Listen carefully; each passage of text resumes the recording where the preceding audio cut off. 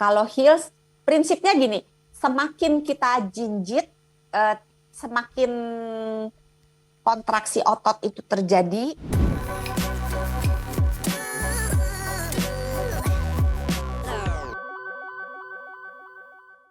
Dokter Santi, ini sekarang mau tanya, sebaiknya untuk perempuan, walaupun laki-laki juga bisa juga menderita varises, apa yang seharusnya dilakukan agar bisa tampil tetap kinclong, cantik, memiliki postur tubuh walaupun pakai heels juga, tapi tetap oke, tapi tidak menimbulkan varises. Tadi kita cuma point by point, sekarang secara keseluruhan, apa yang harus dilakukan nih dokter?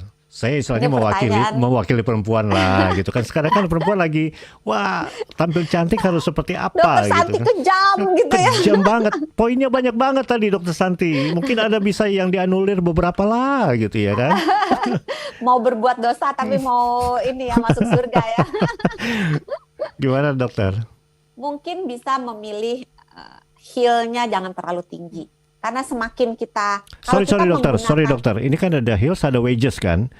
Iya, wedges lebih aman daripada heels. Oke. Karena kalau heels prinsipnya gini, semakin kita jinjit, semakin kontraksi otot itu terjadi, semakin besar kemungkinan untuk terjadinya varises.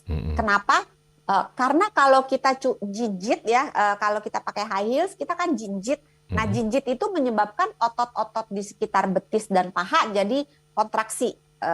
Kontraksi itu apa ya? Keras gitu. Keras. Nah, padahal untuk memungkinkan terjadinya pompa darah dari arah kaki ke arah tungkai bawah, tungkai atas, kemudian ke arah jantung, itu diperlukan dua, kontraksi, relaksasi, kontraksi, relaksasi. Jadi dia merah, terus melemas, terus mengeras lagi, melemas lagi, mengeras lagi, sehingga pompanya anggap kayak kita lagi mompa. Kalau kita mau mompa air di akuarium itu kan pakai pompaan itu ya. Iya. Nah itu kan kita harus pencet, lepas, pencet, lepas, pencet, lepas. Kan nggak bisa cuma pencet aja gitu kan, kebayangkan ya. Iya. Nah itu pun yang terjadi pada tungkai kita. Kalau kita mau darahnya ngalirnya bagus ke atas, maka harus pencet, lepas, pencet, lepas. Nah, sementara kalau kita jinjit, cuman pencet doang, nggak ada kesempatan untuk lepas. Yeah. Nah, mungkin tipsnya heelsnya jangan terlalu tinggi, terus jangan terlalu jangan terlalu runcing. Jadi mungkin heelsnya agak gedut dikit. Saya nggak ngerti bahasa. Jadi sepatunya itu jangan yang haknya jangan yang setipis mungkin.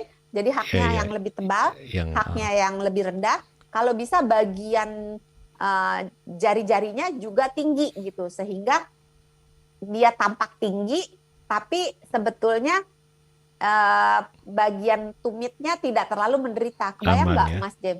Iya. Jadi bagian jari-jarinya juga ada bantalannya supaya juga tinggi. Dokter kemudian pernah pakai heels kan?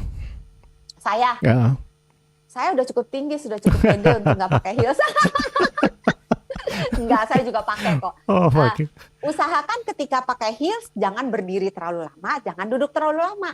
Dan ketika duduk kakinya jangan ditumpangin dan digerak-gerakin gitu. Jadi pergelangan kakinya digerak-gerakin, terus bagian otot kaki dan otot pahanya kita kontraksikan seolah-olah kayak kita kencengin, kita lepasin, kita kencengin, kita lepasin. Nah, itu bisa membantu darah untuk bergerak ke atas. Memang tricky sih, tapi itu mungkin tipsnya untuk membantu teman-teman perempuan yang ingin cantik tapi tidak ingin sakit.